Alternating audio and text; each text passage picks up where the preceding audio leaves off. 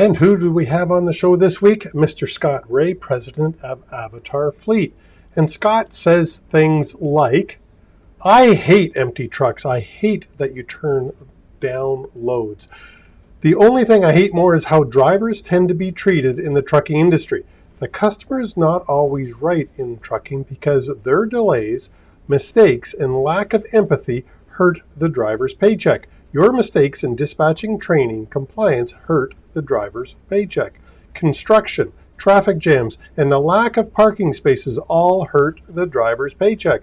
The driver is on a commission job where the majority of issues are outside of his or her control. The customer used to always be right and was always prioritized ahead of the driver.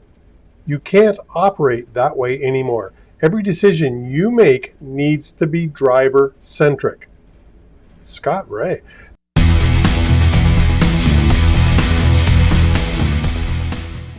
Welcome to the Dog On It Trucking Podcast. I'm your host, Chris Harris, Safety Dawg. And when it comes to trucking safety, the dog is on it. What are you getting when you listen or watch this podcast? I am so privileged to be able to sit and discuss with a variety of trucking influencers a wide range of trucking topics. And you get to hear their perspective on an enormous range of issues. Please, if you would show your appreciation for the podcast by leaving a thumbs up, a comment, a rating, depending on the platform of your choice that you're listening or watching with. It would help me so much raise the profile of this show and bring it and make it available to even more listeners. So thank you very much. I appreciate you and your time that takes. Now, let's get on with the show.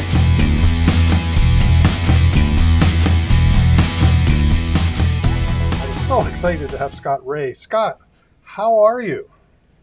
I'm excellent. Thanks for having me. Oh, it's my pleasure. You're now my second American to have on the show, and I right. Expand on that, of course. Heather Fry was on last week, so just so you know, and she's the Truckers Against Trafficking. Right. Yep. And so it's got a chance to meet her last week as well. Yeah, at the TTSAO conference. Yes, sir. So AvatarFleet, what can you tell us a little bit about what you do and what AvatarFleet's all about? Sure thing. So I'm the president of AvatarFleet, and what we do is we help transportation companies with driver recruiting, compliance, training, and retention. So we're going about that with either software or services to help fill the funnel, stay out of the crosshairs of the federales, train them up once you've got them, and that can be from training experienced drivers or turning newbies into seasoned pros. And you've invested a lot of time and energy by the time you've done all that. So we think you should keep them as well. Well, I was going to say, what would be one of the challenges of recruiting, what's one of the challenges of retaining drivers today? Well, it's obviously an easier said than done component. A lot of times with retention, it's the straw that breaks the camel's back, and that's the event that's focused on. But anyone trying to figure out from a macro level what's happening, if you focus on that single event, you're probably missing the picture. And so I would say the single biggest challenge, as well as the thing that helps the most, is a regimented check-in process, preventing those straws from breaking the camel's back in the beginning. And so while it's complicated to execute, but a regimented process of check-ins from the dispatcher or driver manager that has nothing to do with the load that day, but how you doing, combining with these are the expectations that we set, and not just doing it once a quarter, but talking about it weekly. And someone from payroll in that first week, Chris, your first check's coming in the mail. Let's talk through, make sure you understand it, you know how to read it, you can interpret it, that it lines with what you thought. And how about a call from the president? So if you kind of see my point of these check-in points, a lot of times the driver doesn't want to ask or tell you if something is itching them. you got to go out and ask them. And it's not a survey. And then maybe it's a text, maybe it's a phone call, depends on who that driver is. But you got to start it off. And that's what we've seen is if you're not initiating it, you're not going to hear from them. So what I think I heard was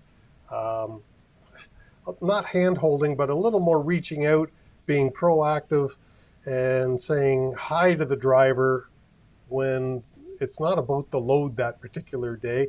It's just about how in the heck are you? Mm-hmm. Absolutely. I particularly like the thought of the president phoning somebody in the first week or several days, perhaps. What would the president say to a fellow if he, to welcome him onto the fleet? Yeah, we love doing it in the first couple of weeks. And, it can be as simple as a welcome. Chris, glad to have you on board. Really glad you're a part of the team. Just want to let you know that we really appreciate you. Here's some things that are important to us. Here's a little bit of our company history. Here's our mission, vision, values. And, just excited to make you part of the family. It could be a 2-minute phone call. But think about how many company presidents aren't making that 2-minute phone call. I think that helps you stand out from the pack. I can't think of any company presidents that are making the phone call, at least not in my community. So how does Avatar Fleet reach out to help set some of these things in motion? Yeah, so simply put, we're actually not the ones making the phone calls as we are building the software to track that process. So that's actually something that is not something that we've built, but we've got a couple of clients that are pushing us in that direction. And the short story, Chris, is I've just seen a lot of it. We've got a handful that do it. We recommended it. They said, good idea. How should I do that, Scott? And I said, well, the old school way is Excel sheets, and that's, at least you're doing it, but that gets cumbersome. And so what we're working on with a couple of clients right now is mapping out what that would look like after you've hired somebody. So if you got any friends that would like to help sketch it out, we're looking for them. Well, I'm hoping to get you some help through this, but so compliance training, you're talking here about training the president and dispatchers and payroll people, probably not training so much as educating in this case.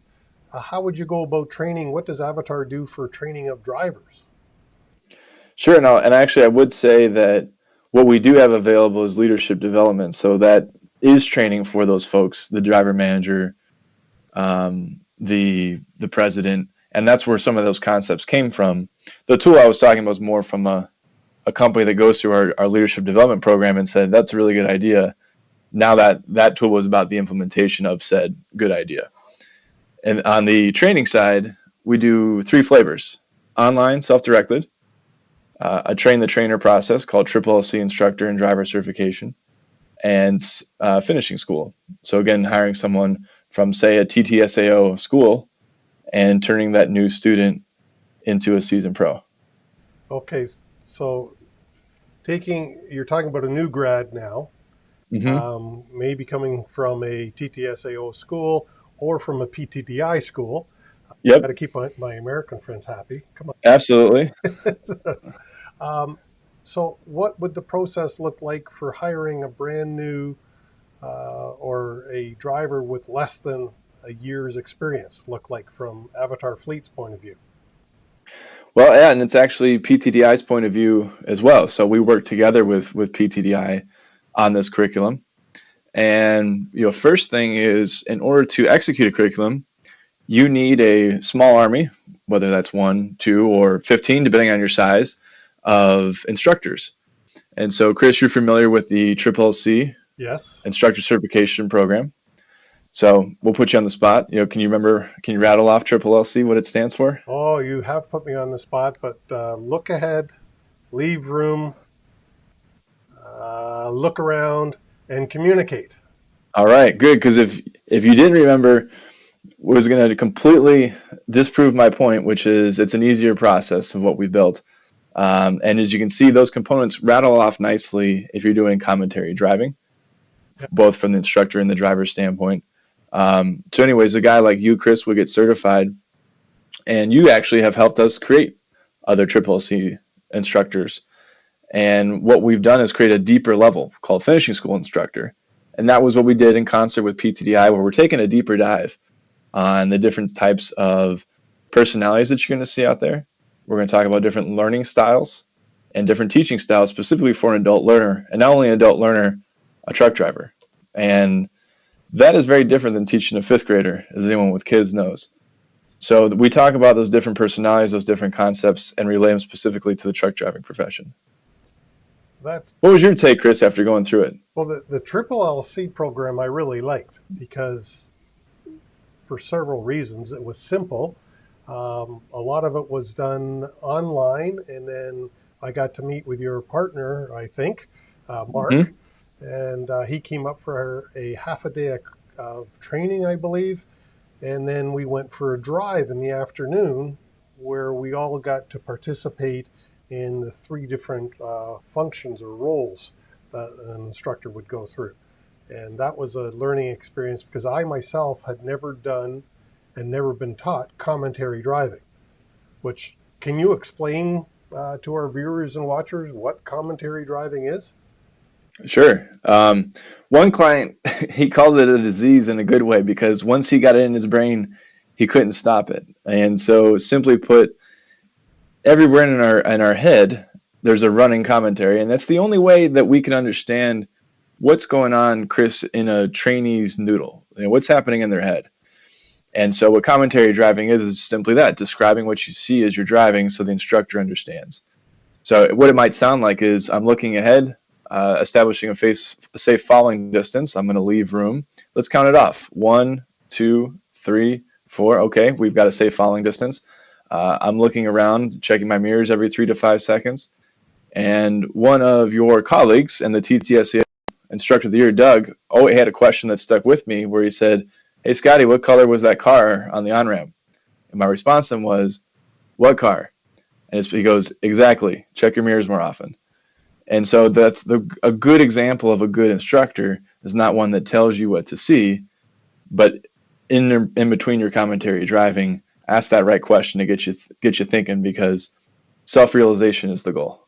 Yeah, and I'll tell you, the way drivers of both cars and trucks operate today, if you're not driving on the defensive, you're in for big trouble.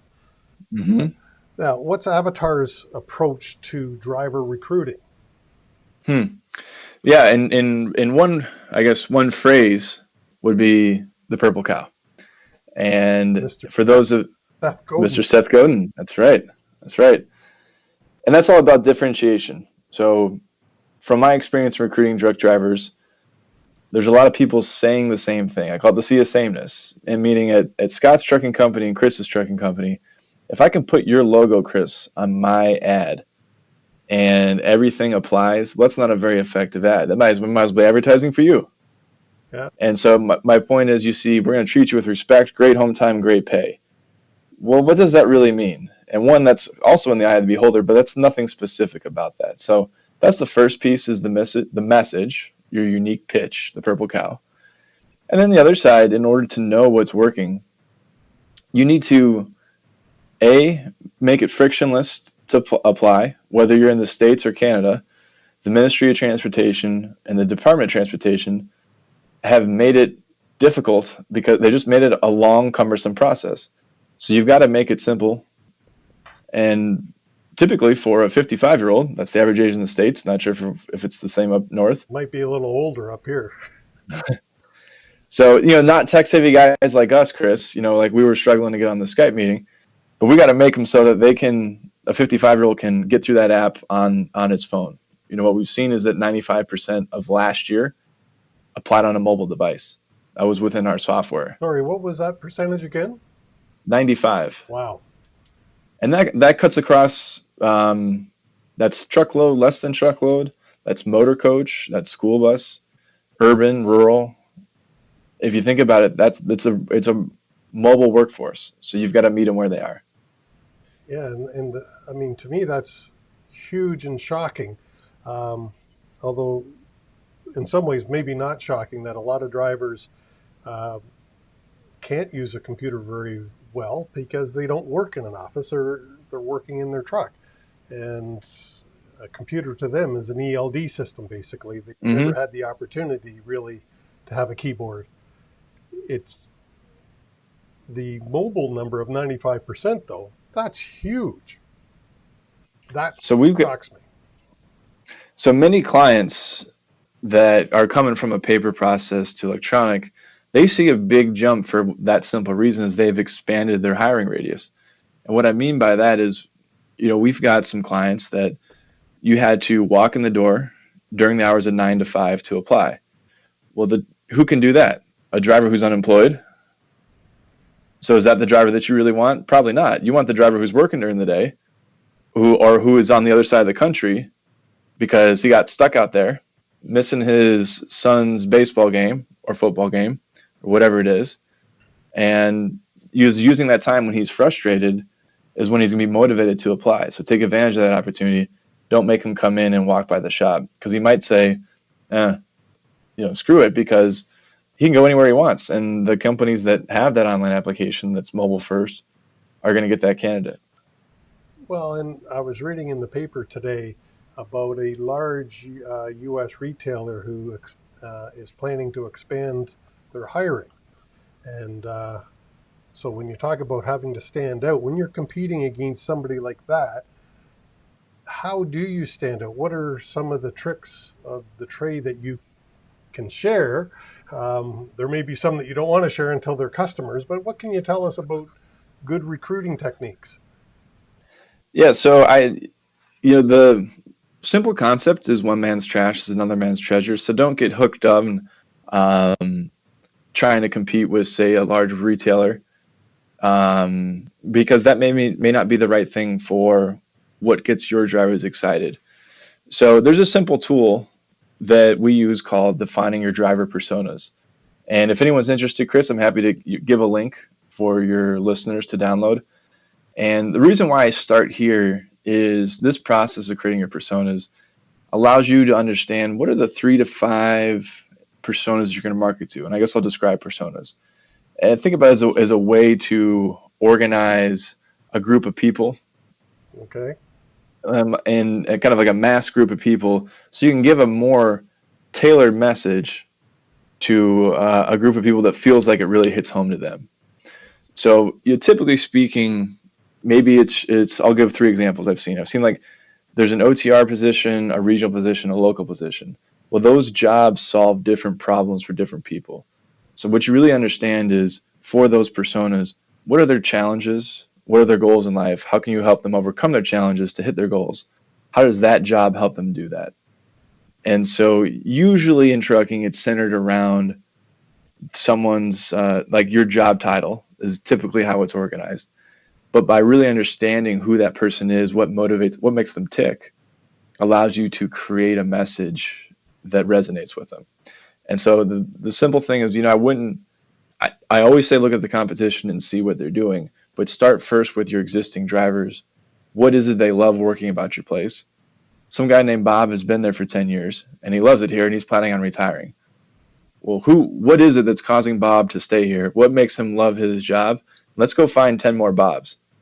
Right. And so as you build your personas, we like to put names to them. And so if you would just want to call it Bob Jones, because you have you've been in meetings, right? It's everyone goes, well, we want, like Bob. Why can't we be like Bob? Well, let's go be intentional about finding Bob. Yeah, and that would be one, different, 2, very strategic. One of the things you just mentioned about personas, why would I be advertising to over-the-road drivers when I want regional drivers, for instance? Mm-hmm. And as you said, different things appeal to different drivers depending on what their needs and wants are. Yeah, if I can provide a specific example there. So, I came from a carrier where we were offering a guaranteed paycheck, which in the regional side was pretty unique. And we were doing $1,200 a week. And I remember on the ads on Facebook that we served up, a driver said, $60 a year, I can't even eat on that. Hey, that's okay. You're not our guy. Right? So we didn't lose any sleep that whoever that was thought that was a crappy job, because he wasn't who we were going after. The pain point we were trying to solve was not the high dollar job, because there were higher dollar jobs. Right. Probably some of that retailer that you described. But what we could guarantee was, hey, we could guarantee weekly home time, and you knew your paycheck was going to be a flat amount. And some people with a family, and this is what we discovered, people with a family wanted that, they valued that consistent paycheck. They could provide for that, they could make their F-150 payment, their mortgage, put their kids through school. The up and down was what killed them. And so they were willing to take, maybe I don't make 80 this year, but I know I'm going to make 60. And I know I'm not going to make 50. And that was important to them. Yeah, I would think anybody with wives and kids, that would be a huge bonus if you can, spell it out like that. So, what aren't companies doing in a recruiting frame of mind that you see way too frequently? Um, you probably have you in Canada here. We have a magazine called Over the Road. I know Mm-hmm. it's down in the States as well, but we have a different.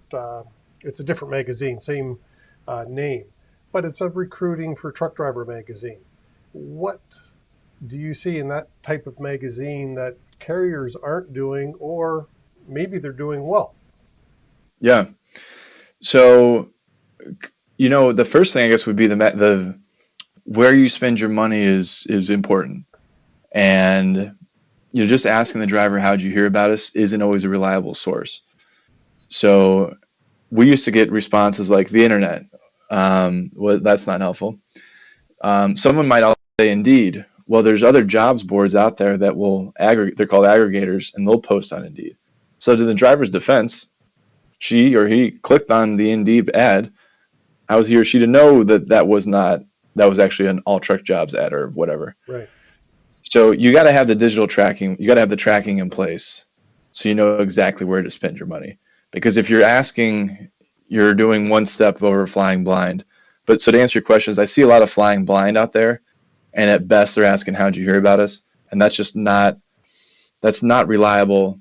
And with the tracking links and software like what we have, use it. Any good applicant tracking system for truck drivers has got those links, and you got to be using that so you know where to spend your money. So that's part one. Don't fly blind. Part two is again, depends on your personas and who you're going after, but there's a lot. Everyone is looking for that younger driver. And Chris, remember, I think his name was Lou, who gave a presentation from one of those magazines. Mm-hmm. And he said, look at the numbers here of millennials that are reading our newspaper. And it was in the single digits. And his takeaway was, if you're going to be advertising with us and you want to get a younger viewer, if you're going print, you're going to be sorely disappointed. And this was the guy who has the magazine, right?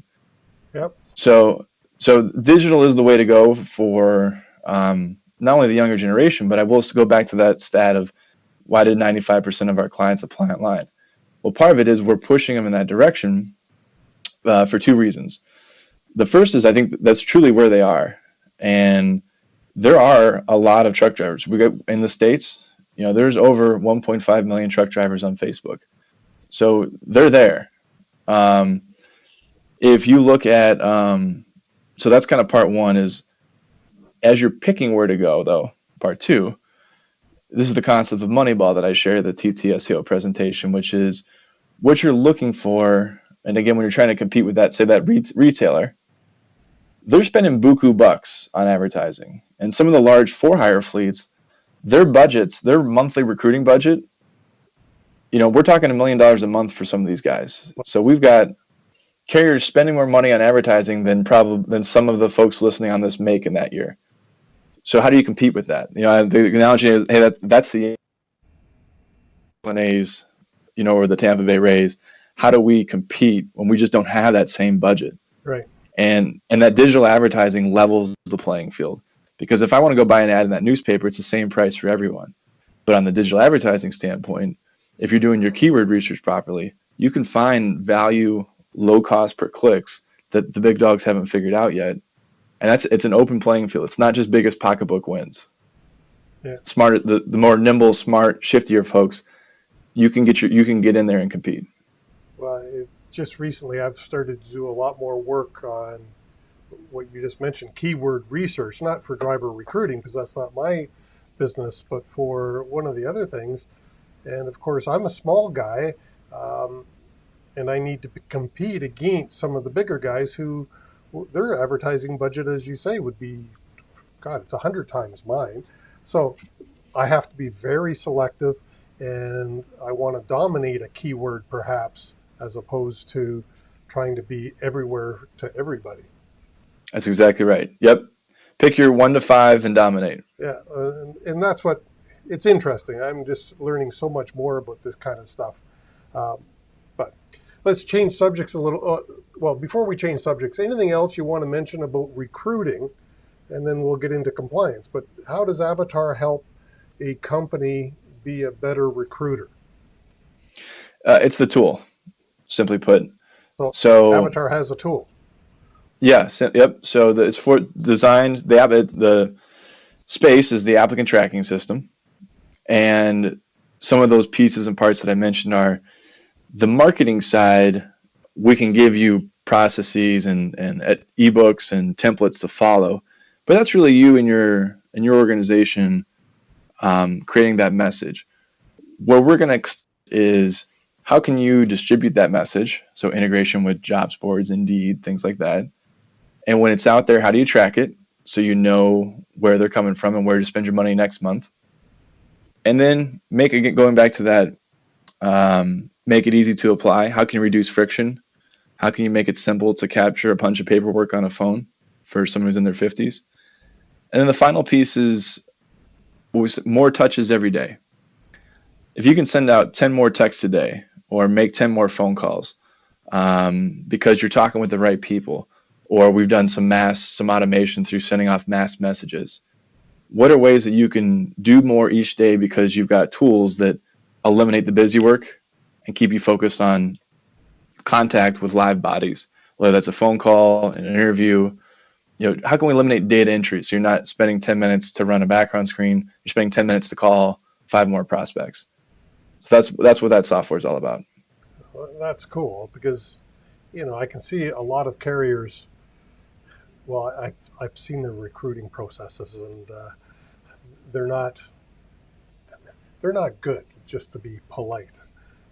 But anyways, compliance. What is Avatar doing in the area of compliance that you can share with us? So it's similar theme, which is automation of the busy work. And as anyone knows that's brought on a driver, you're managing a driver qualification file, regardless of which side of the border you're on, there's certain documents that are required. And what we see a lot is, hey, we've hired someone, let's shove a bunch of paperwork in front of them. We're going to waste 2 hours of orientation, signing and filling paper. Just 2 hours of orientation? We've seen 4, but 2 is the average. It's like signing your mortgage, right? I actually think the mortgage might be more fun than some of the paperwork I've seen. Yeah. At least you're getting a house at the end of that one. How can you, if you look at any of those applications, MOT or DOT compliant, we know a lot about you because it's a pretty hefty application. And then we're going to ask you to write that same information in a piece of paper 10 more, 100 more times. So that's how we take that down to 15 minutes is we just pre-populate all the information we already know about you, have you electronically sign it. Some people do it before orientation, some people do it during, but regardless, you're taking it from 2 hours to 15 minutes. The nice thing about that is that what our best clients are inserting our driver training in that 2 hours that they just got back. Now you're doing it, or giving a big hug and welcome them to the family. Maybe the president takes that time and walks in to say hello, does that in person as opposed to on the phone.